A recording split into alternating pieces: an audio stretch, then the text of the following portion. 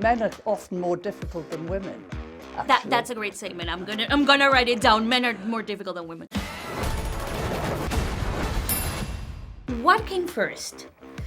The idea of the spin-off or the idea of the Continental? Was it, we're gonna do the Continental as a spin-off, or we wanna do a spin-off, what should we do it about? The latter. We want to do a spin-off. What should we do it about? In fact, the first 2 years of the existence of the TV show wasn't about the Continental. It was about characters. It was about maybe the school, about how do you get to become an assassin, blah, blah, blah. It was only when we kind of struck out in the present day version and someone came up with the idea of setting in the 70s, did we realize it was going to be about Winston and the birth of the Continental that we know from the show. So how do you keep John Wick's aura without John Wick? I don't know if it's John Wick's aura, but it's, kind of like what we imbibe in the movies, right? They're a really fun experience. They're thematically deep. I think, they're beautiful. We have amazing action. So it's like the DNA of the movies are in the show without Keanu. But I'll answer what you can't do. So Keanu Reeves as a performer is so singular. And he's one of the great action stars of the last modern cinema when you look at all the films he's done. The last thing you try to do is find another version of Keanu. There is no other version of Keanu. There's nothing even close.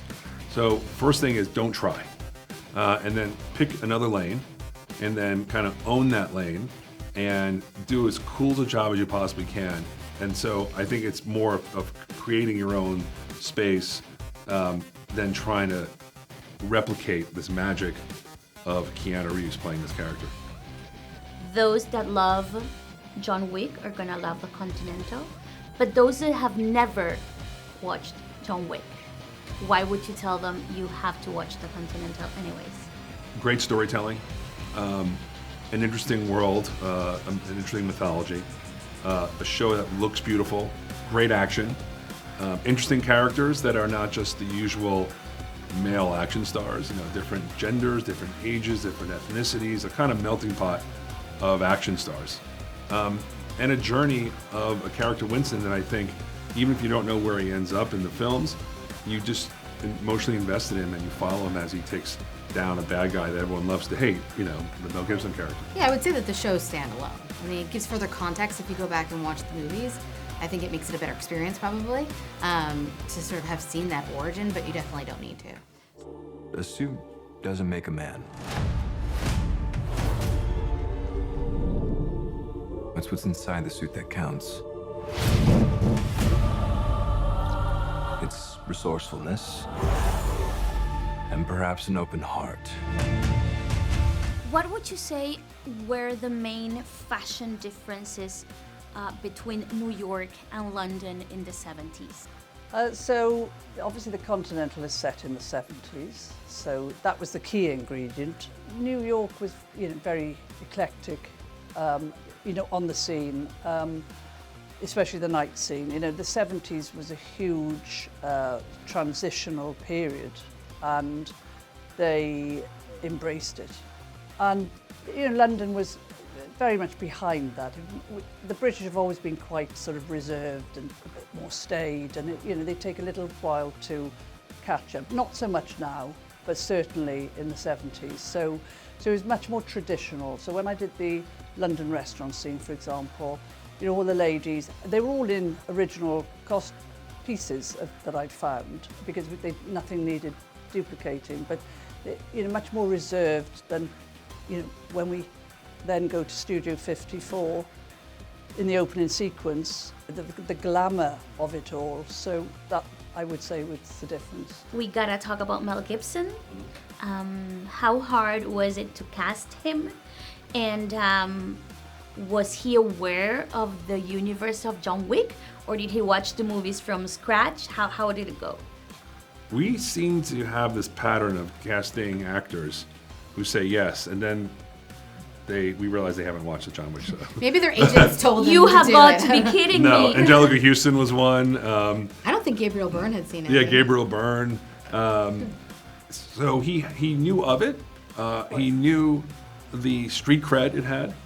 I don't want to say it was easy or hard to get him, but it's a really juicy bad guy role. And I think if you ask almost any actor, there's a few exceptions, they all love playing the villain. Because the villain, you can do whatever the hell you want on screen. You could, you have the license to be crazy. And I think Mel loves characters that have the license to be crazy. I think he loves going for it. And he was a fan of Albert as well. Yeah, and I think he, when he read it, he saw he could chew up all that scenery, and yeah, he was really into it. This is more than vengeance. This is justice. Can you dig it? So this was one of Winston's costumes, played by Colin. So he, we tried to bring in some touches from the older Winston, from the Wick films. So the blue shirts, Ian McShane wore mainly blue shirts. We put in these Chelsea boots, the trader boots, which again I noticed Ian McShane wore in the Wick films. The cravat, the cufflinks, the expensive watch. So, and then when we went to New York, I brought in some slightly different colours and expensive cloths, so the cashmere suits and coats. So, yeah. Everybody wants to know what happens with the costumes once the film is done filming. What do we do with them? Do you take them home? No. So these, all the principal costumes went across to Los Angeles, to Lionsgate, for these very purposes, for publicity events. Some the duplicates went into storage in Budapest, and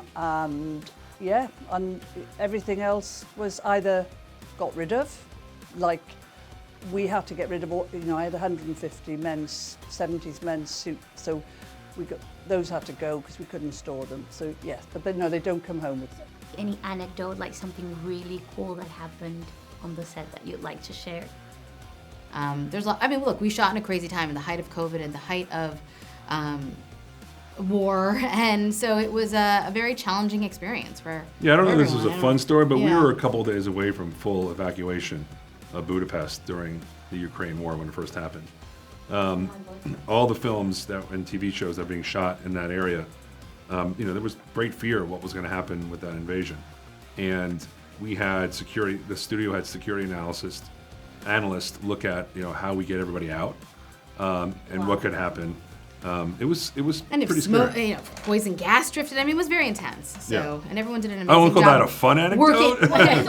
It's an anecdote, and everyone did their best and worked through. We never shut down, and it was to the credit of an amazing cast and crew.